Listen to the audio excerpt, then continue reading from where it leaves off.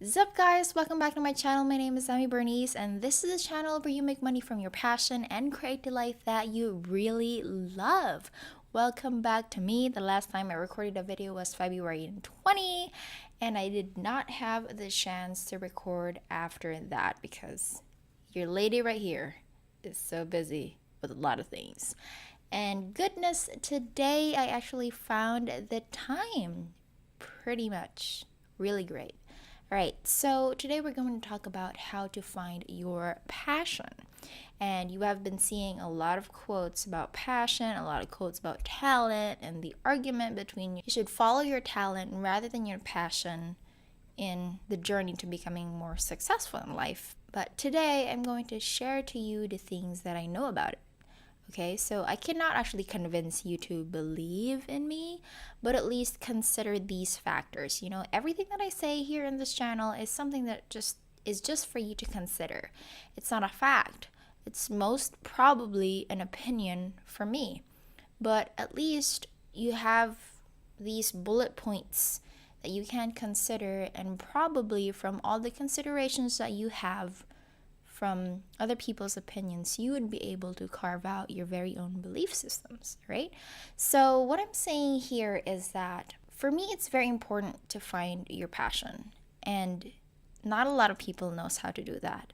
But I think the very most important question that you have to ask yourself when you are trying to find your passion is, what is that one thing back when you were still a kid that you would always want to do? Okay, that's question number one. Back when you were a kid, if you're trying to consolidate all the memories that you have when you were younger, what was that one thing that you really like to do? Okay, so that would probably be your passion, because passion comes from your inner child, right? Now, the second question is, if money was not a problem, if your financial situation is already being solved and whatnot, like you don't have to think about money at this point in time, what is that one thing that you really, really want to do? Okay, so you are lucky if that passion of yours when you were younger and this thing that you want to do that's excluded in the money situations is the same, then that is perfect. Like that's it. Like that's really it. Because for me, that's what happened. When I was a kid, all I wanted to do was just paint. Like paint everywhere. I've always had a set of colors, a set of paints, like everything. Like my mom and my aunt and my whole family basically was very supportive about me painting. But growing up, I never actually thought about it as a career because, you know, here in the Philippines, in my country, it's very hard for you to earn money from art.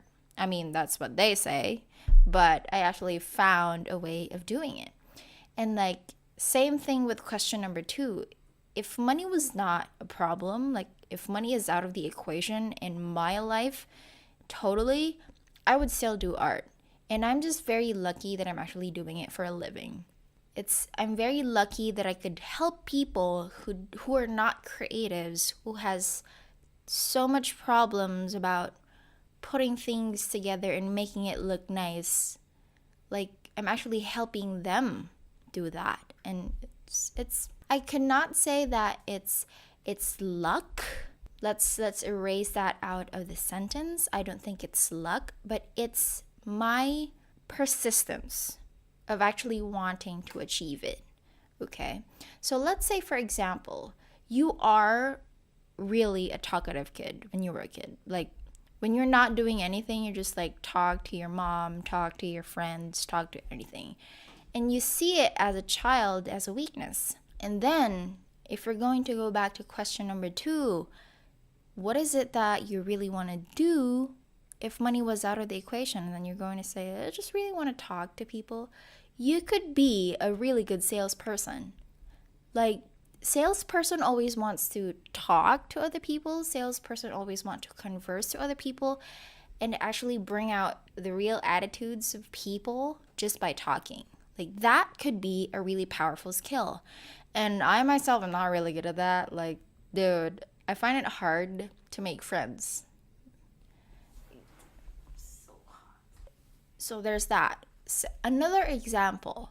When you were a kid, you liked to read books. You like to read books in your pastime, and then growing up, you never thought like, writers don't really earn a lot of money, etc., stuff like that. And then your answer to your second question, if money is not part of the equation, what is that one thing that you'd really want to do? And you're like, I want to write, I want to read, I want to do a lot of things that involves books. Then you probably can find a way to become a millionaire just by writing books. And there's a way to do that, And we all say that, oh, we don't have a choice. Like, a lot of people are saying that. I don't want to offend anyone right now because I know you're probably going to say, like, yeah, I don't have a choice because this and this. I'm a mom. I'm a single mom. This and this. This and that. I am going to, like, get my hands off your decision, okay? I'm just saying, like, in my case, from the things that I have learned in the past years, I could say that we always have a choice, but we are the ones limiting ourselves in doing it. If you don't like your job, resign. If you don't like the relationship that you're in, break up with that person. Like, we just make it hard for ourselves. There's no one that's making the decision but us. Okay? I mean, at least for me, that's how it goes. But I don't want you to feel bad about yourself for not choosing what it is, because my advice might be appropriate for situations for other people, but not for you, But take my advice like a grain of salt. Is that the right metaphor? I don't even know. But I mean, just consider it. Like, maybe there's a way. You are just limiting yourself as of this moment because you're already frustrated, you're stressed, you're depressed, and so you feel like your choices are very limited and you're not looking at the brighter picture or the other side of the planet, So it's very important that you actually sit down and reflect. And like I said in my very first podcast episode, that our industry or the era that we're living in today does not actually allow quote unquote to do that, because then we're already busy and we have so many things to consider, we have so many things to take care of. But it's very important for you to sit down, reflect, and think about your life. Like, what is it in your life that you really want to do?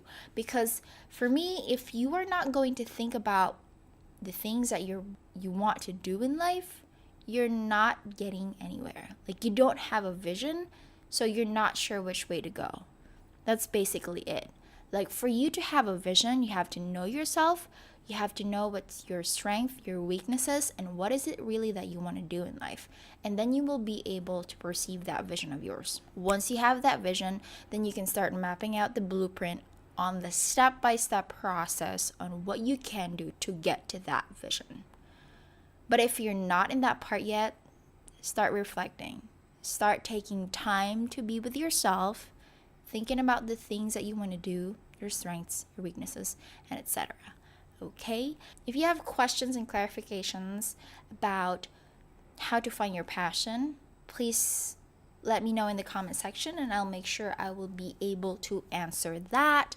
And our next video, I'll be talking more and more about finding your passion and creating life that you really love in a logical manner with diagrams and etc. I have that, okay? I'm a nerd. I have that all. I'll share that to you, and then maybe you can find your passion in this channel. So without further ado, I will be ending this video because I still have a lot of things to do, and hopefully I'll be able to edit it and pass it on to you. So I will see you in the next one, and bye.